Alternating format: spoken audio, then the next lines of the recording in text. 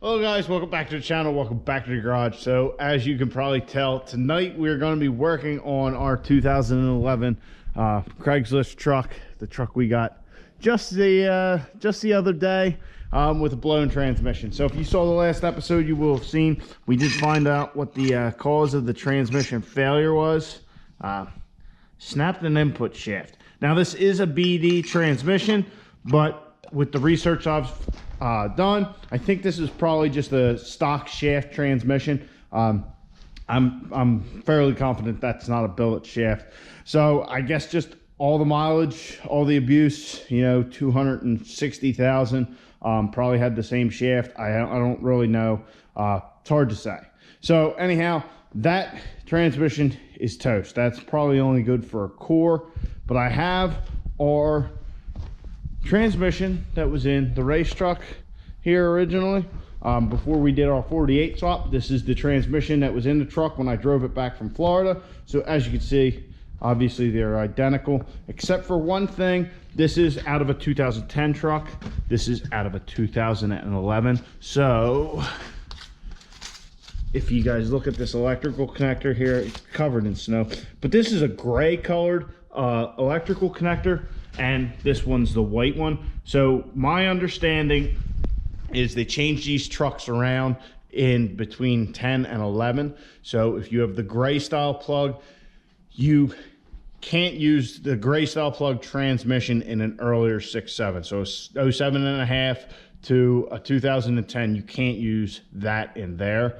But these white plugged ones from the earlier models, they can go in any of them. These transmissions were originally rated for a little less horsepower. It's before they started turning the trucks up a little more. But from my understanding, that there's also something with the check balls in the valve body, like the newer ones have a couple more check balls or something like that. But anyway, my understanding is the earlier generation 68 RFEs will work in the little bit newer trucks. So that's good for us. I have everything kind of bolted on this thing, so I didn't lose track of it. I got all the bolting for it in here for the flex plate. So to start off the night, I pulled the transfer case off of the 2010 I pulled the transfer case off that one, and there is a Mopar remanufactured sticker on the transfer case. So I think this was like a new transfer case in 2016. Whoa. Also, I pulled the flex plate off because there is a good bit of rust and all on it. I wanted to try and investigate what that was all about. Well, it's inconclusive. I have no idea. I was originally thinking about changing the rear main seal on this, pulling the adapter plate, which means we'd have to drop the starter and all that. But it had a little bit of wetness right here on the seal, but there's no oil in the adapter plate area itself. So I think that seal is still good, and we're not going to mess with it. We're just going to leave that there. So tonight we're going to work on doing all of our stuff to get this 68 RFE back in the truck. The big one for that is flushing the coolers out. And when I say coolers, this thing does have an extra transmission cooler. It's like a double stack unit. I don't know if it's a BD cooler or not.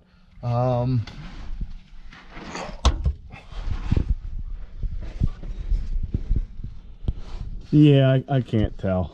But anyhow, we're gonna have to flush this all out really good. I do have one can of cooler clean.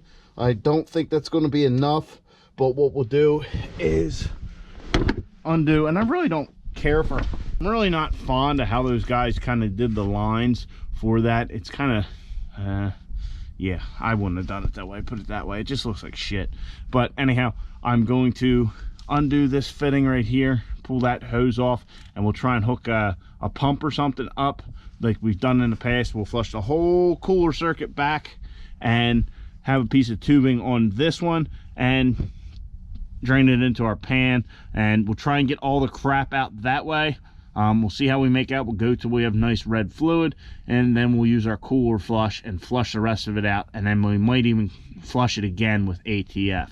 So that's kind of the game plan. Get this thing ready to rock and roll. Like I said the other night, there's a lot of wires on here. Oh, and one other thing, I took these plates off, these brackets off the side. Well, they are not on the transmission, they're actually on the adapter plate. I completely forgot about that the other night and struggled with one bolt up there getting to it, and I didn't even need to mess with it. So that's what we're doing. We're gonna get started. We'll probably just put the flex plate back on there with some red Loctite, and yeah, get the flushing these coolers out and see if we can get that transmission. I don't know if we'll get it in tonight, but we'll get it close.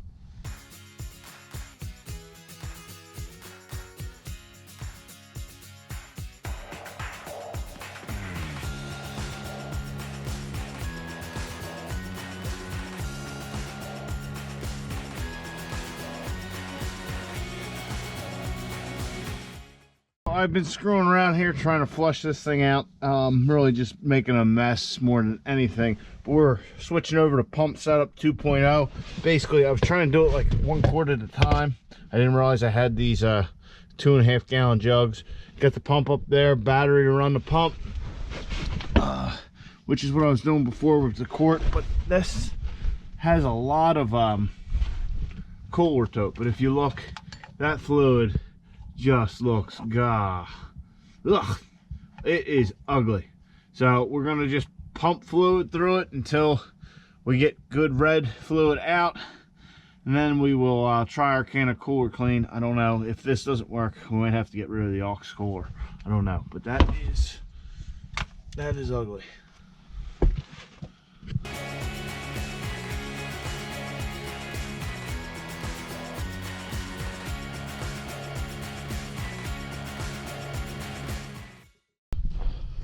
So guys, it's been quite a while.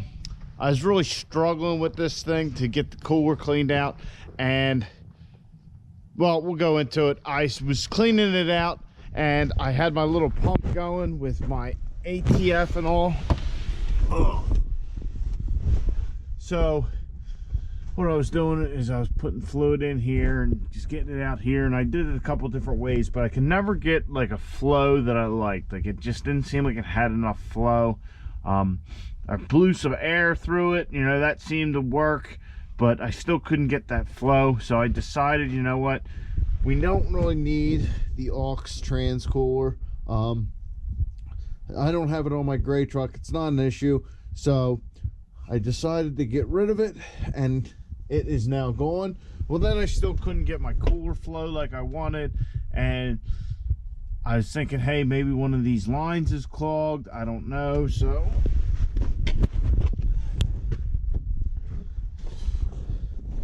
as you can see, I moved to the front of the truck and I proceeded to unhook these lines and try and flush them that way, just to see what we were getting for flow. And all I really ended up doing with all of this was just making a mess. So I just made a huge mess under the truck, the front of the truck, all over the place. Meanwhile, getting frustrated as well. Well, come to find out, I think my little pump is laying down. I don't think it is performing like it did before, because I think I remember doing this before on the race truck and we got some good flow out of it, but I don't know. So I used a can of cooler clean, and either way, we're getting all clean fluid out. It's just not flowing like I want to, and like I said, I think it's a pump. So what we'll have to do is, before we run the truck and the transmission, we'll have to check our cooler flow to make sure everything is good when it's, you know, coming out of the torque converter. Make sure we have like whatever the spec is, you know, 1 quart per minute or whatever it is. We need to make sure we have that.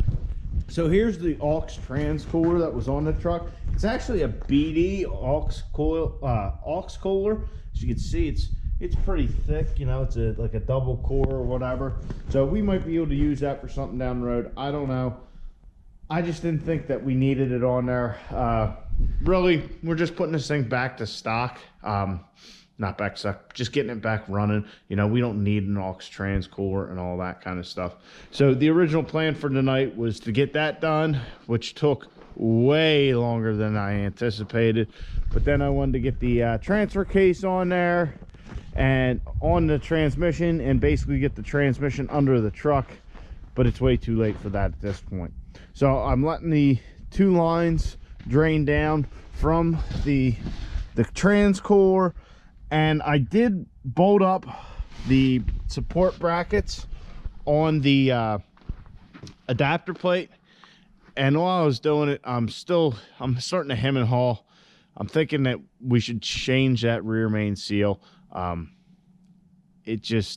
We're in there. The thing's got 260,000 on it. We have no idea if that's an old seal, a new seal, no idea. So I think that's a good stopping point. Really, we didn't accomplish too much in the garage tonight, but sometimes you'll have this. And with a project like this, we really don't know what all we're diving into. And so we're finding little things here and there. So guys, like I said, didn't really get much done in the garage tonight, but that happens. So I hope you guys enjoyed. Please subscribe to the channel, like the video. I'll catch you guys on the next one. Hopefully next time we're in the garage, we'll get a little bit more done.